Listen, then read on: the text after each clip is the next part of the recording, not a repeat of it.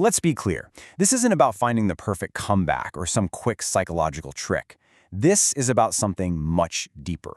We're going to explore how to turn social aggression into a real opportunity for building incredible inner strength, using the timeless wisdom of the Stoics to help you forge an absolutely unshakable core.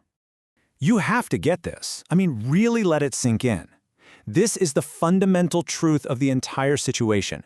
The conflict isn't really about what they say or what they do.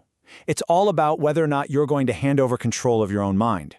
They're just baiting you, desperately hoping you'll react. Your pain is what they feed on. So, let's reframe this whole thing. This isn't some personal assault on your character. It's a game. And like any game, once you understand the rules, you can stop playing by their rules and start winning on your own terms. Now, playing their game, that means getting angry, lashing out. That's a total loss of control. Or it means pleading with them, trying to make them understand. That's a loss of your dignity. Both are losing moves. The second you do either, you've handed them the exact emotional reaction they were craving. Just look at the difference here. Their entire goal is external. It's all about getting something from you. But your goal, the Stoic goal, is 100% internal. It's just to protect your own peace. See? You're not even fighting on the same battlefield. This goes right to the heart of the Stoic dichotomy of control. You focus only on what you can command, and that is your inner response. That's it. Okay, so how do you actually protect that inner peace? Well, you build what the Stoics famously called an inner citadel. Think of it like a fortress inside your mind, with walls so high and so thick that no insult, no jab, no attack can ever breach them. And that fortress is built on 3 massive pillars. First, you're going to starve them of their fuel. Second, you're going to see what's really motivating them. And third, you're going to master your own physical presence. Let's break down each one. So, pillar number 1, starve them. Every single emotional reaction you give, anger, frustration, even tears, it's like oxygen to a fire. It's literally what they feed on. But when you offer nothing, just calm, steady silence, you create a void where they were expecting a fight. And in that void, their power just evaporates. Now for the second pillar, I want you to ask yourself a very serious question. Where is their mockery actually coming from? Do you think it comes from a place of strength? No, not even close. It's the absolute opposite. Their mockery isn't a display of power. It's a public confession of their own fear and insecurity. They try to make you feel small because it's the only way they know how to make themselves feel big. The moment you truly see that, their words lose all their weight.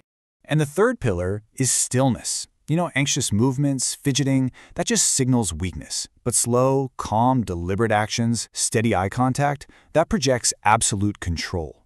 When they're trying to create chaos and all you give them back is calm, your stillness becomes a shield. And frankly, it is deeply unsettling for someone who expects you to fall apart. So once that internal mindset is solid, we can turn to how you act on the outside. This is all about projecting that inner fortress of strength. And a lot of that comes down not just to what you do, but what you absolutely refuse to do. This is one of those brutal truths, but it is so critical. The moment you start justifying or explaining yourself, you've accepted their frame. You've agreed that you're on trial, and they get to be the judge. And you've lost. Genuinely powerful people don't do this. They just live. They don't ask for permission to be who they are, and they certainly don't waste time explaining their worth to people who are determined to doubt it. And the reason you don't have to defend yourself is because their criticism is almost never about you. I mean, think about it. When they try to downplay your successes, or when they seem a little too happy about your failures, that's not a real critique of you. It's a giant flashing sign of their own envy and their own feelings of inadequacy. So when someone refuses to see your value, the most powerful thing you can do is simply withdraw your energy. Not with a big dramatic exit, but in total silence. Just walking away denies them access to you. And your absence sends the only message that truly matters. My time is valuable, and you are no longer worthy of it. This brings us to the final, and really the most important piece of the whole puzzle. We've talked a lot about defense, about protecting your peace, but the ultimate victory here, it's not about beating them. It's about transcending them completely. I want you to take all that energy you were wasting on worrying, on anger, on defense, and channel it. Channel it into your own growth, but do it quietly. Don't announce it. Don't post about it. This isn't for them. This is for you. This is the path to true victory. You stop wasting your precious energy on people who only want to drag you down. You pour that energy into your goals, your skills, your health. You just keep rising, to the point where their petty insults become nothing more than irrelevant background noise, like chatter from a crowd far, far below you. Your progress becomes the only answer they ever get. In the end, it all comes down to this one choice.